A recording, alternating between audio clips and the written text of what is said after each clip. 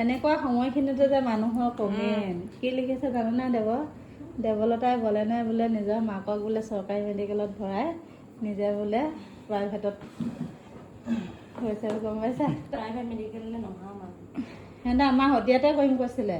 ছাৰে ইমান ৰিক্সত কৰিব নোৱাৰোঁ। শদিয়াতে চব ঠিক ঠাক হ'ল, নহ'লেনো ডিব্ৰুগড়ত কৰিলেগৈ হ'লে।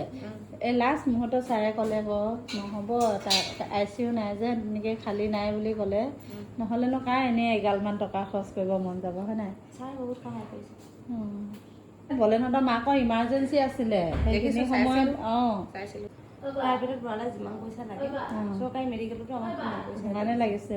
আকৌ মেডিকেলৰ পৰা আনিয়েতো আহিছোঁ মেডিকেলৰ পৰা আনিয়ে আকৌ আমি আহিছোঁ কৰিলোঁ। তথাপিও মানুহবোৰৰ মানে কেনেকৈ দেৱলতাক ট্ৰল কৰোঁ, এইখিনি অৱস্থাটো যে ট্ৰল কৰিব এৰি দিয়া নাই এনেকুৱা সাংঘাতিক মানুহ হয় খুৰী। এইখিনি সময়তে বোলো মানুহক ট্ৰল কৰিব নেৰে মানুহে ন, যাৰ কিমান কষ্ট পাইছে ন, যাৰ হয় সিহে বুজি পায়। পেটটো কাটি ছিঙি এনেকুৱা মুহূৰ্তখিনি ভাবিবলৈ ভয় লগা। এইখিনি সময়ত মানুহে যিমান দুশ্মনজনক হ'লেও সাহস দিব লাগে। সঁচা কাৰ জীৱনত কেতিয়া কি হয় কোনো ক'ব নোৱাৰে নহয়। এইফালে ৰুমি আৰু এইফালে তেখেতৰ হাজবেণ্ড আজি 3 দিন হ'ল 4 দিন হ'ল ন আমি ইয়াত থকা দেৱ মেডিকেলত থকা 4 দিন হ'ল, আৰু 4 দিন এওঁলোকে আমাৰ লগতে আছে দেই। দেৱক তেজৰ প্ৰয়োজন আছিলে আৰু টেষ্ট দিবৰ কাৰণে এইফালে দাদাই আজি 4 দিন দেৱৰ লগত থাকিলে, কিন্তু ডক্টৰে ক'লে যে এতিয়া টেষ্ট নিদিলেও হ'ব বুলি।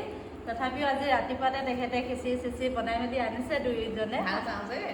হয়, আৰু বহুত ধন্যবাদ। বৰ্তমান সময়খিনিত কিন্তু এটা বস্তু দেখা গৈছে যে মানুহে মানুহৰ বাবে এই বস্তুটো মানে চবৰ মাজতে দেখিছোঁ দেই হয় নাই। এতিয়া মানে মানুহে মানুহৰ কাৰণে চবেই ভাবে। আগতে অলপ দিনৰ আগতে মানুহবোৰ বৰ নিষ্ঠুৰ হৈছিলে, কিন্তু এতিয়া সহায় সহযোগিতা য'ত গ'লেও পোৱা যায়। মানুহৰ মনবিলাক বহল হৈছে, সঁচাই বহল হৈছে। এতিয়া দেখিছোঁ আমি ইয়াত আছোঁ, কিন্তু আমি একো এটা বস্তু কিনি খাব লগা হোৱা নাই। ভাতৰ পৰা পানীলৈকে সকলো বস্তু মানে খাই থাকি যোৱাকৈ আছে, আৰু বহুতে আমাক চাবলৈ আহিছে, দেৱক চাবলৈ আহিছে। আমাক আৰু আনিছে বেমাৰীলে, খাইছে সুস্থখিনিয়ে। কি কৰিব, উপায়তো নাই। সুস্থখিনিয়েতো ভোকত থাকিবই নোৱাৰে। বেমাৰীলে নাই না চব বস্তু এতিয়া চবেই জানে, বেমাৰীলেতো কোনো নাই না বাৰু, কাৰণ চবেই জানে বেমাৰী এইটো সময়ত খিচিৰি বাহিৰে একো খাব নোৱাৰে। কিন্তু বেমাৰীৰ লগত থকা মানুহখিনিলেহে আনিছে হয় নাই। ভুজিয়া বেমাৰীয়ে খাব নোৱাৰে ৰাতি জানি শুনি এইটো এনে কৈছো আৰু মৰমতে নেপালি।